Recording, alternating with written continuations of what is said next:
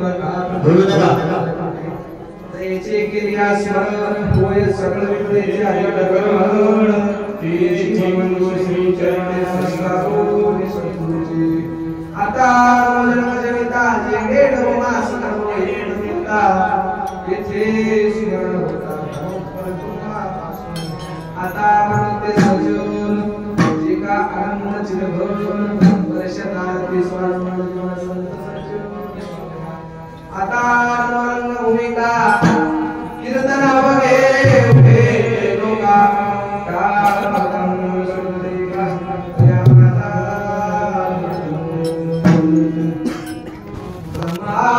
ब्रह्मानंदं परमसुखदं केवलं ज्ञानमूर्तिं द्वन्द्वातीतं सदृशं तत्त्वमस्यादिलक्षणम् एकं नित्यं विमलमचलं सर्वात् साक्षिभूतं भवातीतं त्रिगुणरहितं ध्यानं गुरुमूर्ति पूजानं गुरुपदं मंत्रमूलं गुरुवाक्यमुख्यमूलं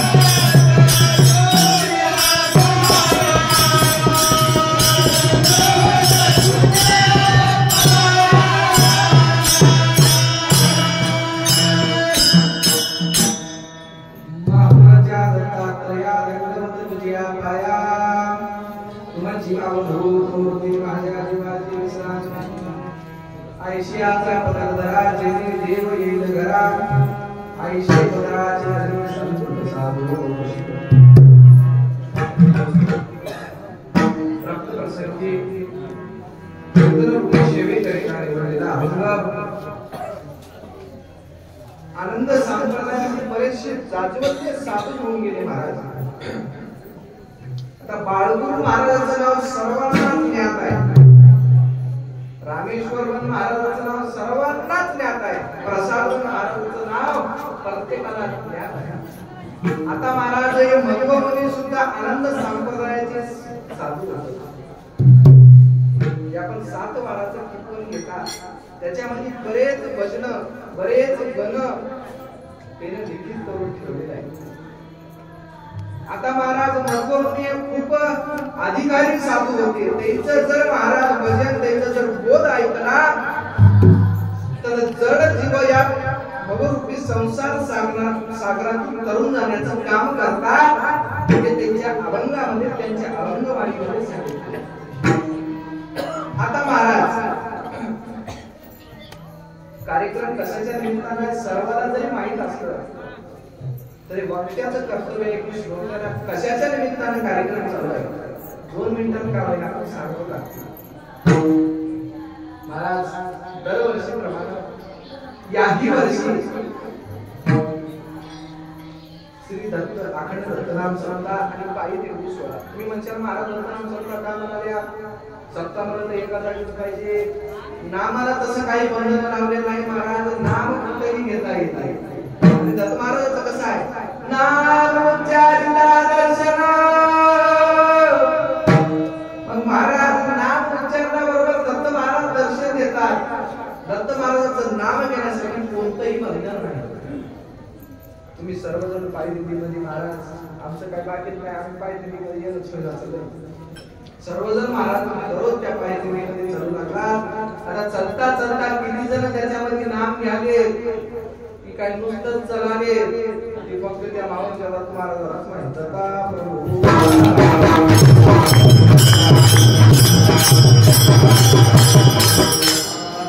आता महाराजांनी सगळं जे आयोजित केलंय श्री संत आनंदजी महाराज दत्त संस्थान तुंबा यांच्या मार्गदर्शनाखाली चालू असलेल्या दरवर्षीप्रमाणे याही वर्षी पायी तुझी सोहळ्याचं आयोजन. आणि महाराज तुम्ही सर्व महाराज मंडळीची शिष्य मंडळी आणि महाराजांच्या प्रेमास्तव आजची जी तारीख उमरखेडे आणि आजचं पायदिंडी मधला 6वा दिवस चौथा दिवस आहे. कॉम्प्लीट रोबोटोमी 6वा दिवस होता. ते 2 तारखेपासून गडवड जाऊन चौथा दिवस महाराज या चौथ्या दिवसाची कीर्तन सेवा तुमच्या सर्वांच्या प्रेमास्तव त्या दत्त महाराजांच्या प्रेमास्तव आज घडून आलेला आज योग आहे.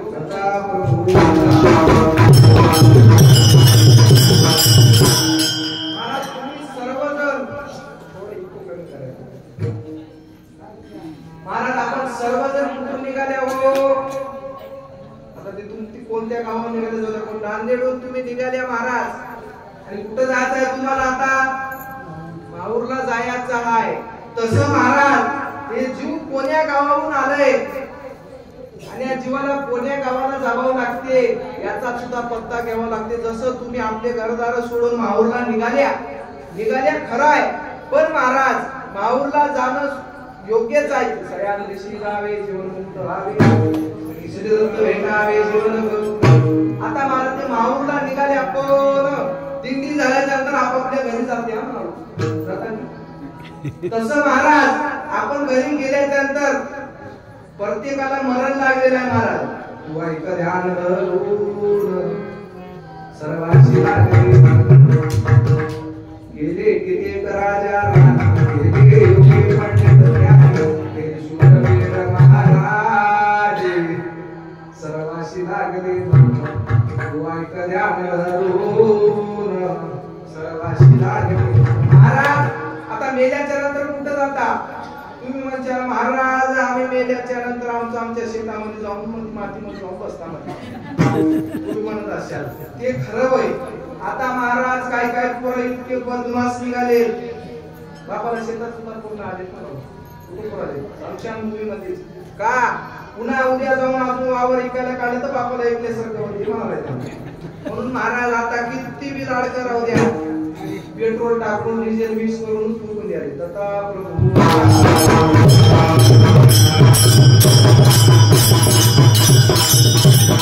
तसं महाराज त्याला तुम्ही मरण पावलात, स्मशानभूमीमध्ये गेलात. आता त्याच्यानंतर कुठं जायचं आहे? आपलं खरं गाव कोणतं होय याचा पत्ता घ्यावा लागते. नुसतं आपल्या तिथल्या गावाला आपल्या घरात बसल्यानंतर ना ते काही काम असू. आपलं गाव कोणतं? बाळगीर महाराज एका दाव्यामध्ये सांगतात माझ्या वतनाचे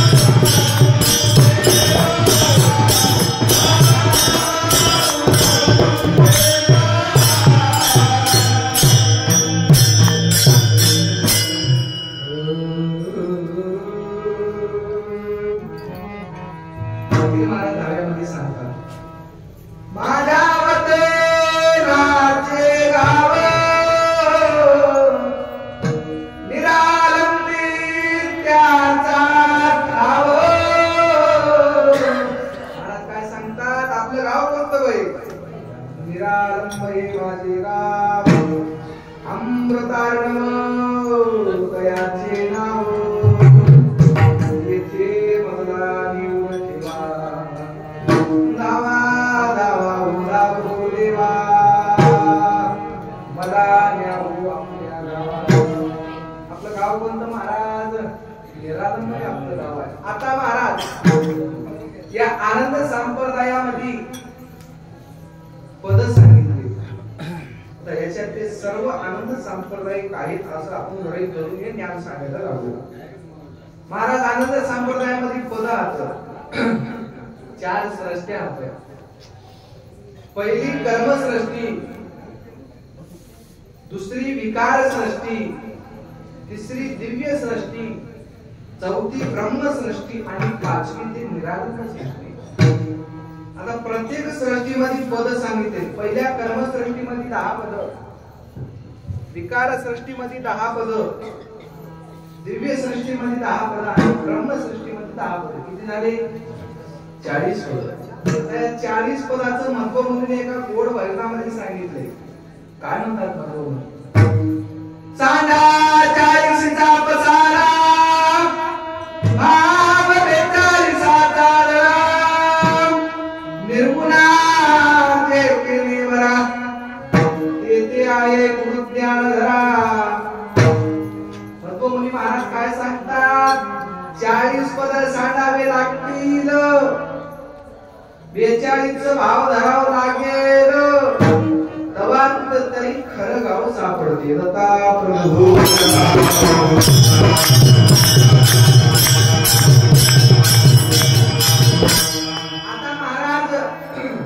प्रत्येक पदावर आता एक निर्गुण सांगितला. कर्मसृष्टीवर एक निर्गुण आहे, विकार सृष्टीवर एक निर्गुण आहे, दिव्य सृष्टीवर एक निर्गुण आहे आणि ब्रह्म सृष्टीवर एक निर्गुण आहे आणि निरालंब सृष्टीवर निर्गुण आहे. किती निर्गुण झाले? 5 झाले. आता महाराज या निर्गुणाचं सुद्धा सांगितले. जो का 4 निर्गुण पाये चहूच्या वरचा भजत आहे तयाला सद्गुरु करावे आज रामहरी नाम जपावे तरीच होईल शेवट महाराज सांगतात ज्याचं 4 निर्गुणाचं भजन झालंय आणि जो 5व्या निर्गुणाचं भजन करायला लागलंय त्याला नक्कीच सद्गुरु मनुष्य बनवा म्हणून सांगितले जातात.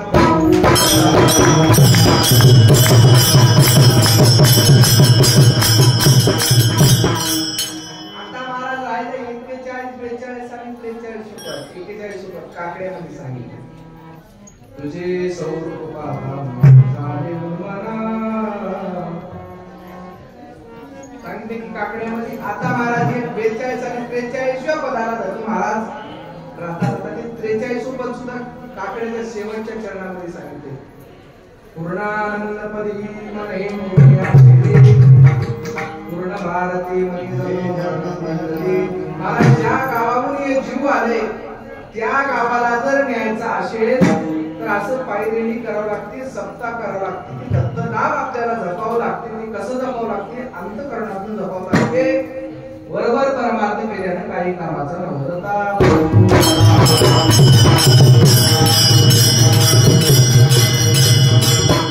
आता महाराज अभंगामध्ये मधुर स्वामी महाराज काय म्हणतात?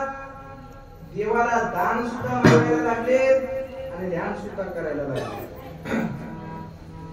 अहो दिगंबरा हेची दान दे किंवा अहो दिगंबरा हेची ध्यान दे लक्ष तुमच्या पाये रामाची दत्ता. काय मागतात महाराज? त्याने काय पैसे मागितले देवाला?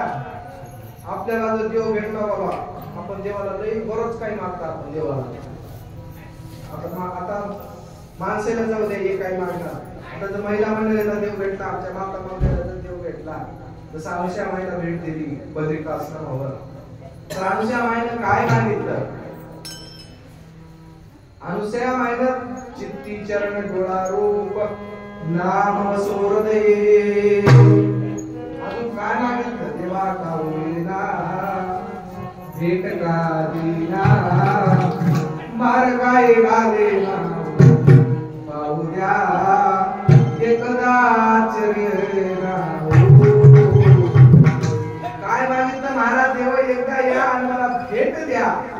माफीची मागणी होती. तुम्हाला जर देव भेटला, देवाला काय पाहिजे बाबा सांग. एवढी मोठी डायरीच काढून आपण देवाला देऊ शकतो. महाराज एवढ्या मागण्या हो यसं महाराज देवाला काय मागावं.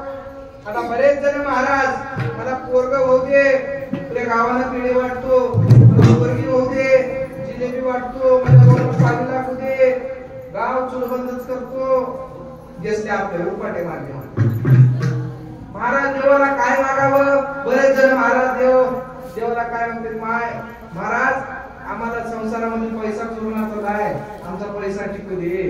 पैसा टिकून काय करता, आम्हाला पैसा कुठे घेऊन जाणार आहे की सांगा मला, घेऊन जाणार आहे की नाही. महाराज आम्ही दिल्लीमध्ये पैसा घेऊन आल्या भरपूर खिशे भरून इथे घेऊन येशाल हो महाराजाचे पर्यंत घेऊन जाशाल, पण स्मशानभूमीच्या नंतर तुम्हाला पैसा काम येणार नाही.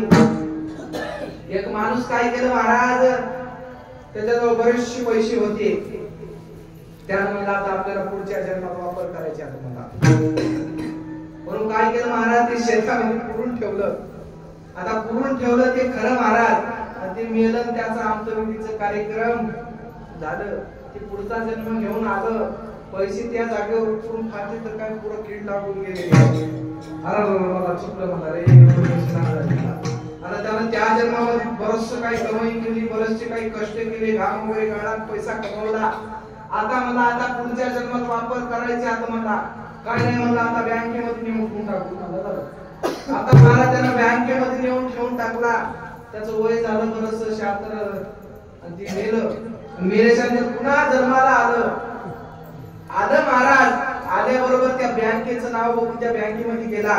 म्हणजे एवढे पैसे आता मला गेल्या जन्मात माझं नाव होतं. ते बँकवाला मला त्या तुमच्या रकमेपेक्षा डबल त्याचं इन्कम टॅक्स झालंय. आधी ते भरावं लागते, नंतर त्याच्यात ते पैसे उचलता येते. मला ते बरं नव्हे ना आता. मग महाराज त्यानं काय केलं, अजून त्याचा तिसरा जन्म झाला. आता मला काय नाही, मला आता घरच्या कपाटातच ठेवतो मला. त्याला पैसे जमा करणार, कपाट भरणार, पैसे जमा करणार, कपाट भरणार. आता महाराज जाऊ द्या, बायकोला जाईना गेला तरी बायको काय म्हणणार, भांडण उठणार बसते. आता महाराज ते भाऊकोला जर कळालं याच्या घरामध्ये एवढा पैसा जमा झालाय, तर ती भाऊकी त्याच्यामध्ये हिस्सा मागण्याची शक्यता आहे. आता महाराज त्याच्या पोराला जर कळालं, आता एवढ्याच्या तावडीतून जरी सुटला आणि पोराला जर कळालं बापाकडे एवढा पैसा आहे, पोराला म्हणल्याबरोबर चावी द्यावं लागते ना बाबा. चावी जर तैना केलं, बैठकीत बसलेल्या बापाला सकाळी सोयऱ्याला फोन लावायला, झटका आलता, झटका नाही, चावीसाठी झटका बसवले.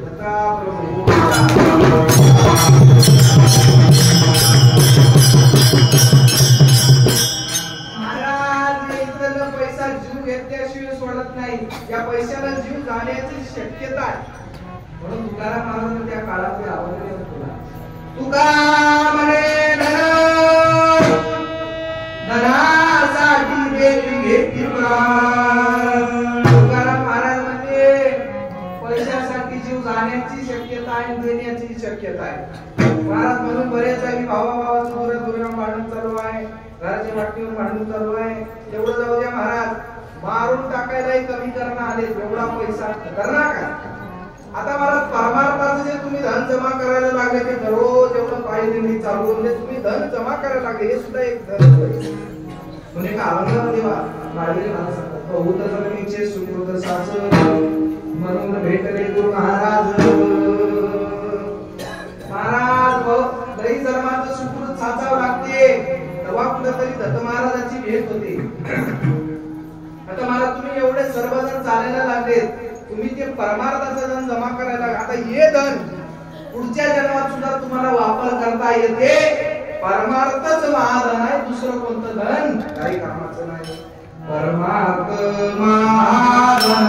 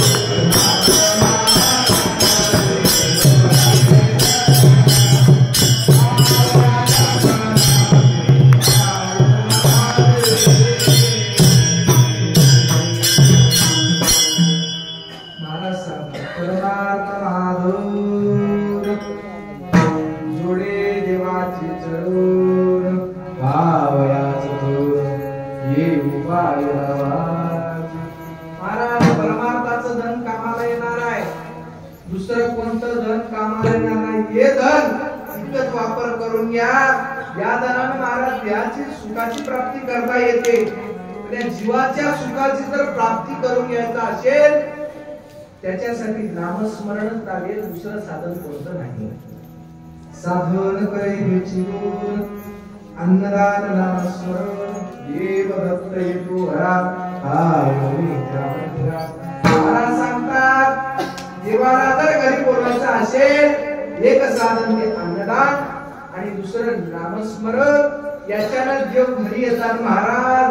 आणि देवाला काय मागावं महाराज, सतत देवाला काय मागावं महाराज, आमचं लक्ष तुमच्या पायावर सदा राहावं असं महत्व मुनी अभंगाच्या पहिल्या चरणामध्ये